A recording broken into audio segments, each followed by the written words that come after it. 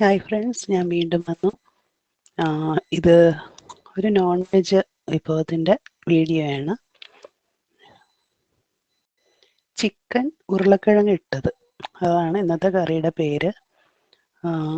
കുറച്ച് ചിക്കനും കുറച്ച് ഉരുളക്കിഴങ്ങും.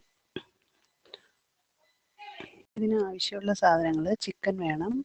ഞാനിവിടെ 1/2 കിലോ ചിക്കനെ എടുത്തിട്ടുള്ളൂ. 2-3 ഉരുളക്കിഴങ്ങ് എടുത്തിട്ടുണ്ട്. പിന്നെ ചെറിയ ഉള്ളി ഒരു 10-20 വേണം. 2 സവോള വേണം. 1 പച്ചമുളക്, പിന്നെ കുറച്ച് വെളുത്തുള്ളി, ഒരു ചെറിയ കഷ്ണം ഇഞ്ചി, 2 തക്കാളി. ഇത്രയാണ് നമുക്ക് ആവശ്യമുള്ളത്.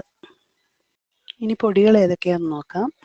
1 ടേബിൾ സ്പൂൺ മുളക് പൊടി, 3 ടേബിൾ സ്പൂൺ മല്ലിപ്പൊടി, ഒരു ചെറിയ സ്പൂൺ മഞ്ഞൾപ്പൊടി, പിന്നെ ചിക്കൻ മസാലയോ മട്ടൺ മസാലയോ ഏതെങ്കിലും ഒന്ന്. ഇവിടെ മട്ടൺ മസാലയേ ഉള്ളൂ, അതുകൊണ്ട് ഞാനത് കുറച്ചെടുത്തിട്ടുണ്ട്. ഇപ്പോൾ ചിക്കൻ കറിയിൽ മട്ടൺ മസാല ചേർത്തു എന്ന് വെച്ചിട്ട് പ്രത്യേകിച്ചൊന്നും സംഭവിക്കാൻ പോകുന്നില്ല. സെയിം ടേസ്റ്റ് തന്നെ നമുക്ക് കിട്ടും. കുറച്ച് ടേസ്റ്റ് കൂടുതലാണെങ്കിലേ ഉള്ളൂ. ഇനി നമ്മൾ കഴുകി വൃത്തിയാക്കി വെച്ചേക്കുന്ന ചെറിയ കഷ്ണം ഇഞ്ചിയും വെളുത്തുള്ളിയും പച്ചമുളകും നന്നായിട്ട് ചതച്ചെടുക്കണം. മിക്സിയിലിട്ട് അടിച്ചെടുക്കേണ്ട, അത് ഒന്ന് ചതച്ചെടുത്താൽ മതി. അപ്പോൾ അതിനൊരു പ്രത്യേക ടേസ്റ്റാണ്.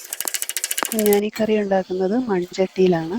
അപ്പോൾ മൺചട്ടി അടുപ്പത്ത് വെച്ച് ചൂടാക്കി അതിൽ നല്ല വെളിച്ചെണ്ണ ഒഴിച്ച്, വെളിച്ചെണ്ണ നന്നായിട്ട് ചൂടായി വരുമ്പോൾ നമ്മൾ ചതച്ച് വെച്ചേക്കുന്ന ഇഞ്ചി വെളുത്തുള്ളി പച്ചമുളക് അതിലേക്കിടണം.